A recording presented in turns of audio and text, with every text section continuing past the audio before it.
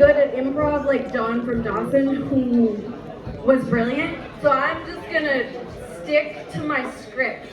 Woo! All right? How's that sound? So I'd like to start with an introduction. Hi, my name is Megan. It's nice to meet you. I like dancing, dogs, Netflix series about serial killers. Woo! I'm a vegetarian, but I really like a good sausage. Woohoo! The kind of sausage you're thinking of, not the kind that you actually eat. And I really wish that I were braver than I am. Woo! Someone once told me that I'm fearless, and I was like, that is absolutely not true. I've always really wanted to try skydiving or flying in a squirrel suit. Have you seen them in those things? They're like basically flying. Yeah, exactly. But I'm really scared of hitting something very solid going very fast. So, this is only my third attempt at stand-up comedy. I'm not sure where Clancy got my name, and I don't think that I was his first choice. During my 2 previous sets, I came up with 2 jokes, so I'm going to start with those. I was born here, so I've been here basically forever. I spent 10 years working at the airport, so you probably saw me. I probably went through your bags. I probably had to swab your sex toy because that was a regular thing. And so I have 10 years experience giving pat downs. I give a really good pat down. If you would like one, I now charge. Come and see me after the show. I have business cards. You guys are very kind. So I went from being a screening officer to working for Canada Post. You can call me a letter carrier, which is our official title. I like the idea of being called a post officer, but nobody has ever called me that. Call me a mailman if you want. Call me whatever you like. I know where you live.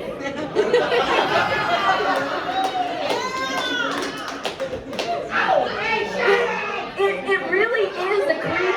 It really is it's creepy. I sneak up on people all the time in their yards when they're doing regular things, like unlocking their door or locking their door or looking for their remote garage door opener. I scare people all the time. So what I want to do going forward is find an occupation where I can do that in your house. So imagine you're just in your bathroom and you turn around and I'm there. So then the question is, what kind of job could I get where I do that? Babysitter? Housekeeper? Nanny. Yeah, nanny. Plumber? Yeah. Thief. But I really feel like I shouldn't joke about that kind of thing because everybody is needed. And imagine where and who we would be without villains or people to snake our pipes. Pipe snaking is super important. So I had a month to prepare for this event. And what do I have to show for myself but a handful of half-written jokes? I have a one-word joke for you. Are you ready? Recycling. There is no follow-up. I have no follow-up. I am a hardcore recycler, but it turns out it's not going to save the planet, so we might as well give it up. And I have a joke about roundabouts. Like the one at the intersection of Antwerp and Arnhem. Does anybody live in Takiti? Like, why did they put a roundabout in that location? If you don't know it, that speaks directly to my point of how they shouldn't have put a roundabout there. A yield sign, a stop sign, or maybe a speed bump would have been fine. There's another half-written joke about how much I like. Sorry, brain is pausing. Autocorrect. I love autocorrect, and I assure you that I am not being sarcastic because sarcasm doesn't work for me. I don't understand it. If you were sarcastic, I'm like, that's a joke, right? Are you being serious? Do you want me to leave? Should I get off the stage? Is that my time?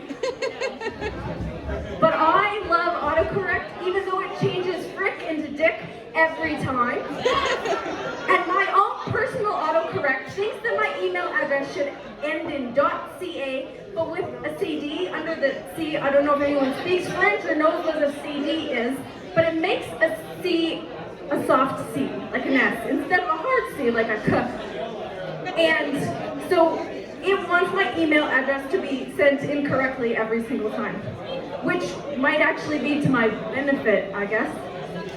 And the other day, my friend asked me if I wanted to go to dinner before the show, and I said sure, but when I looked back, I'd actually said loser. So that's gonna be like my MO. I'm gonna start just texting loser as a response, and then I'll blame autocorrect. So the point being, I love autocorrect because without it, you'd have no idea what I was saying. Like all R's and K's and P's and what? Autocorrect is amazing. And the other half-written joke is about how we should all start calling the DMV the Old Rogers Video. Right? That'll carry on with our habit of calling things by their old names, what they used to be. And that area at the bottom of 2 Mile Hill, where all the big box stores are, we should call that the Old Marsh. Woo! Have you guys heard Ivan Coyote tell their story? It's a really good story. Have you been here long enough to remember that the paved area at the bottom of 2 Mile Hill used to be a marsh? So now we would Walmart and all that. That was just maintain knowing that the old Canadian Tire used to be at the corner of Ogilvy and 4th, and the new one is now on the Old Marsh. And while we are at it, let's make the old Dairy Queen an historic landmark. We can fix it up, call it the derelict Dairy Queen, and make some money because that building is going to be there forever. So Clancy, when he asked me to come, said, please be sexist and dirty. How am I doing so far?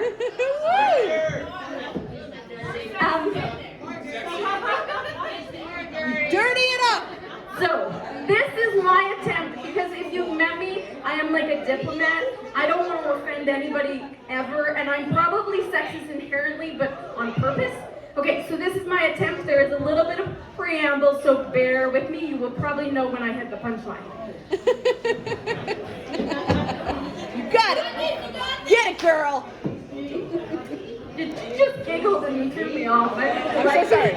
I'm so sorry. I need a drink. Hey, drink. Dirty girl. You're so dirty. Yeah, you can't tell, but I am. So, I got divorced. At the yeah, it's really hard. I don't recommend divorce, but I got divorced at the end of 2019. Well, we separated at the end of 2019. Just before COVID, and it was per my request, but it was really hard. So I sought a lot of outside guidance. I talked to a tarot reader, an aura reader, an Akashic record reader, and a psychic medium. She talks to dead people. She is amazing. If you would like her number, come and see me. I will give it to you. So what all of them said to me, and take note, because if you want to become a psychic, this is a really good thing to say to anybody. Good things are coming. This is what I love about psychics. Megan, good things are coming. Sweet. And the thing is that even if doom, disaster is coming, because it is, we are all going to die.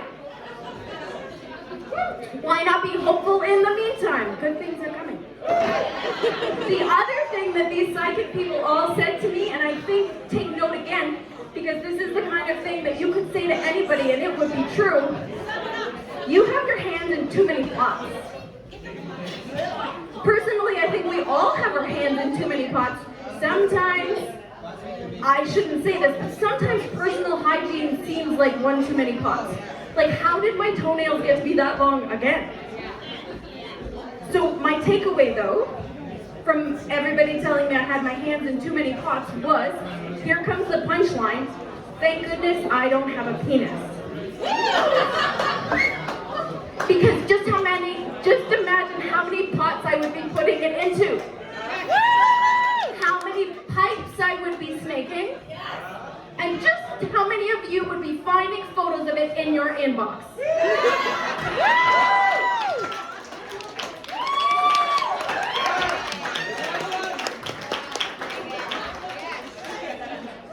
And isn't it interesting that with the advent of online dating, the internet, Snapchat,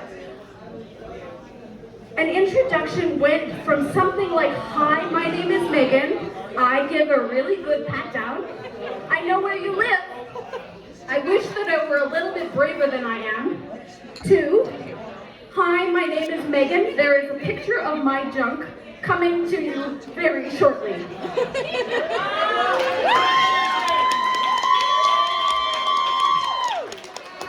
They don't even ask if you want it. Personally, I like to be asked. Have a good night. Megan Haddock, ladies and gentlemen, come on, a big round of applause! Holy smokes, good job, Megan! I can't believe, I'm sorry I got your name wrong, Megan. I'll tell you what, when we get married, you won't have to change your last name to Barney. We'll both take Anderson, how about that? Graham Anderson, I like the sound of that.